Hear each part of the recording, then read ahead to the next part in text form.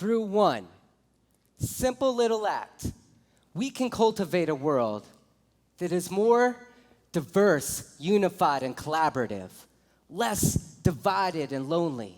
Ultimately, a world more joyous and sustainable than this one through one act, y'all. Gardening. Yeah. Today, I'm inviting you all to find your Farmily, your family around the farm. Find your tribe, a group of people that could be anybody to garden with, and see what you can grow. This is my advice for you if you want to help save the world. Try to grow some beets. Now, I know a lot of y'all are probably thinking, why gardening? Gardening is an old-fashioned, quaint idea, especially in the innovative landscape of TED Talks. And gardening is hard work, and you have to get your hands dirty, when the alternative is to go to a grocery store, or easier yet, go to a restaurant and have someone serve you your meal. So why garden? Now, I will admit, I used to look down upon gardening myself. Back in the day, I considered myself a philosopher. I was too preoccupied with serious intellectual debate to engage in a lowly commoner's task such as gardening that anybody can do. I debated, I read, I studied philosophy for years until that day came that I received my philosophy degree at the beginning of the Great Recession. Jobs were scarce, and I was arguably most qualified to debate what long-dead European philosophers thought of beauty. So the job opportunities for my philosophy degree and me turned out to be making minimum wage, part-time washing dishes. But the silver lining was a rock border to a community garden by my place. I walked past it on my daily commute. Now, as a college student, eating off that financial aid money, I looked at that garden and thought nothing of it. Post-graduation, eating off that minimum wage money, that garden began to look like a way that I might be able to save money. Luckily for me, a friend of mine organized this garden, and through him I got involved, and I began my journey of learning to grow my own food, unaware of all that the garden would eventually grow in me. Now let me tell you, just as it's kind of a miracle to plant a seed under dirt, and you go out the next morning and you see nothing, and you go out for many mornings and you see nothing, and if you're like me, you start to worry that nothing's gonna grow because you all messed it all up somehow. Until one lucky morning, you go outside and a beautiful baby plant has emerged. Now, just as that transformation has occurred, there is also an inner transformation that happens through gardening. And it's a good thing that the garden has this mysterious curriculum that it grows in the soul, because at first, not much food grew in my garden. My carrot seeds never turned into plants. My leafy greens were more food for aphids and slugs than me, and my blueberry plant, well, I think it caught a disease. Needless to say, I did not save money. But the garden was providing me with many real-world practical problems to solve, like, why is this pepper plant only growing one pepper? There's an intellectually challenging side of gardening that could engage a person for a lifetime. There's also a quiet, body-driven side of gardening I've grown to appreciate. It's the simple rhythms of pruning, pulling, and planting have an almost hypnotic, calming effect upon the mind.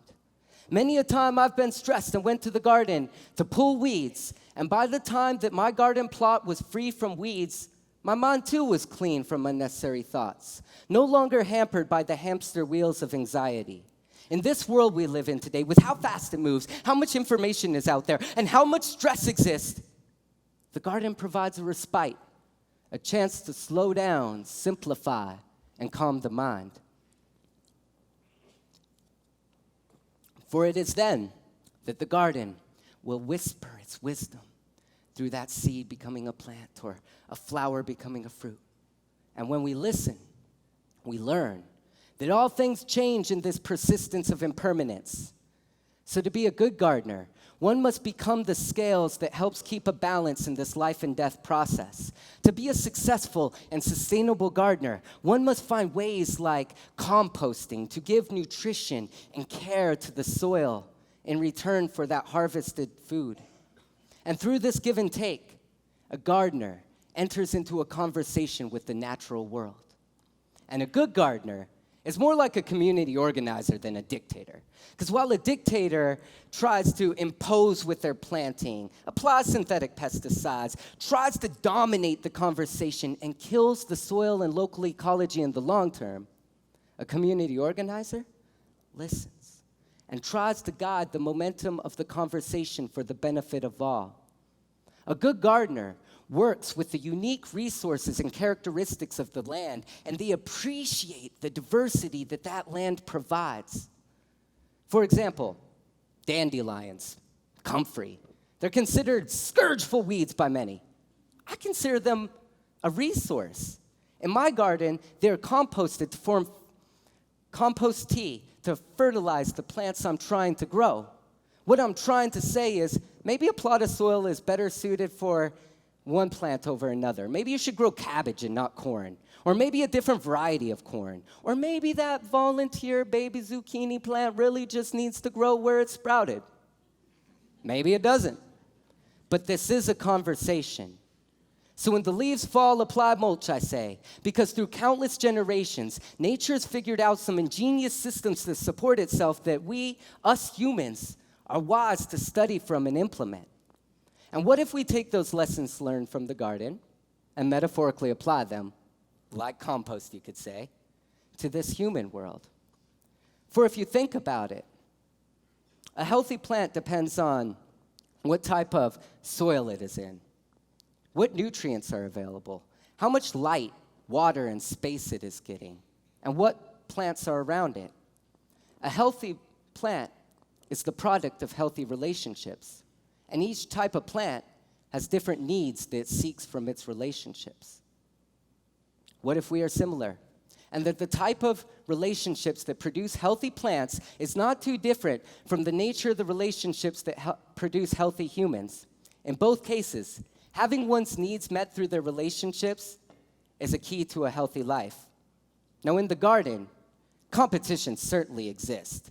But I would argue there is even more cooperation, and that mutually beneficial, symbiotic, win-win type of relationships are the highest prized, because these contribute the most to the overall health and harvest in the garden. So I ask, what kind of relationships are most prevalent in our society? And how can we cultivate mutually beneficial relationships in our lives? It was questions like that, combined with my continued minimum wage employment and burdensome student debt, that would inspire me to participate in the Occupy movement. And in an effort to get at the root of many of the world's problems in a way that brought people together and not divided them, my friends and I found a practical solution in gardening and formed the Eugene Avant Gardeners, this group, this idea. Yeah, it's a cool name.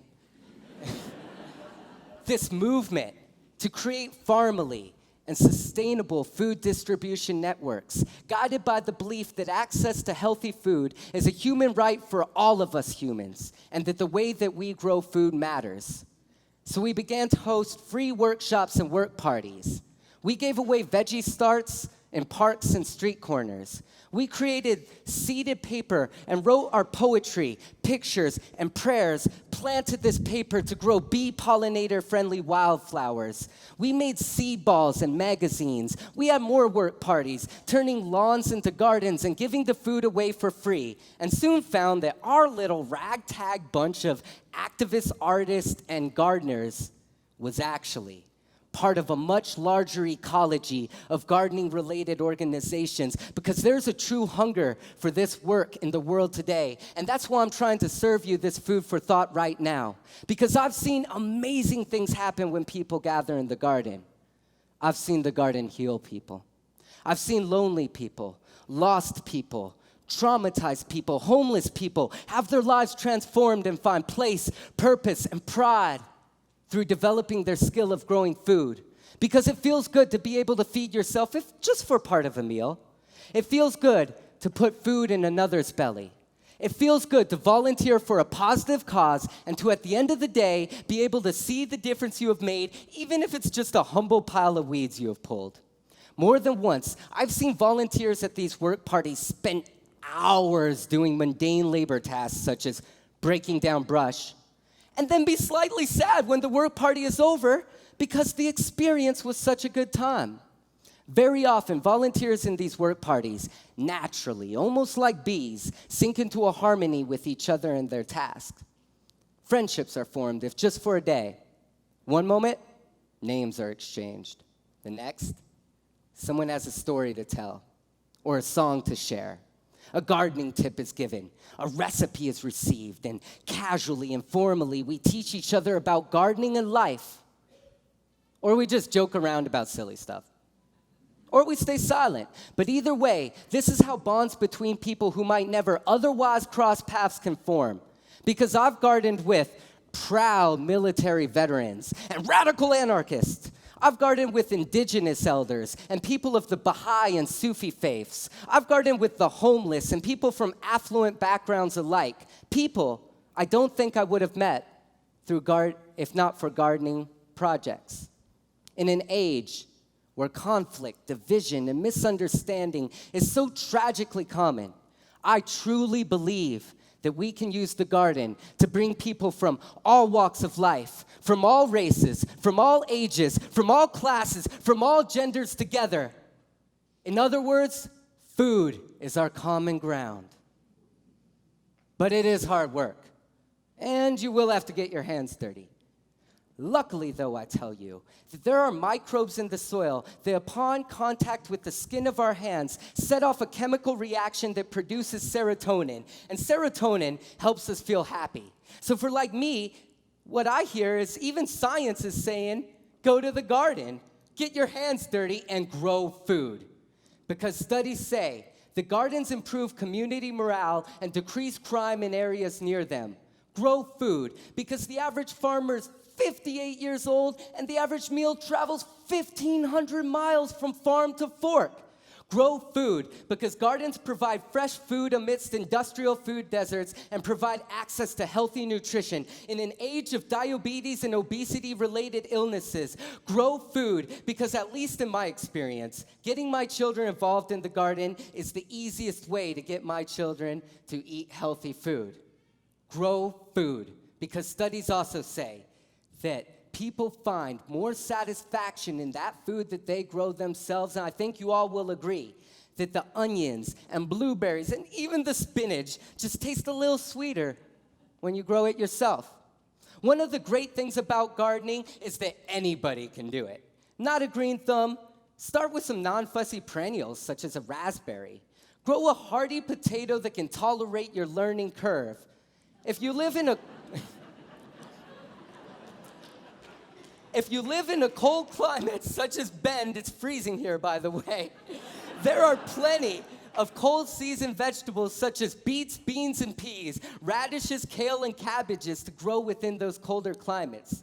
If you don't have much sunlight in your yard, or if you live in an apartment, try growing some shade-tolerant lettuces or a tomatillo on your patio, or your culinary herbs on your windowsill. You could join a community garden. If you feel really ambitious, you can start a community garden, because I have seen people talk to cities and property management companies and be granted permission to create gardens this way.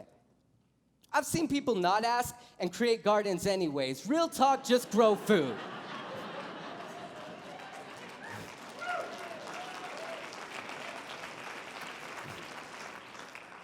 Befriend the plants where you live. Befriend the plants that thrive where you live. Where I'm from in Eugene, kale is a key cold winter crop for local food resiliency. So a few winters ago, we had a kale festival.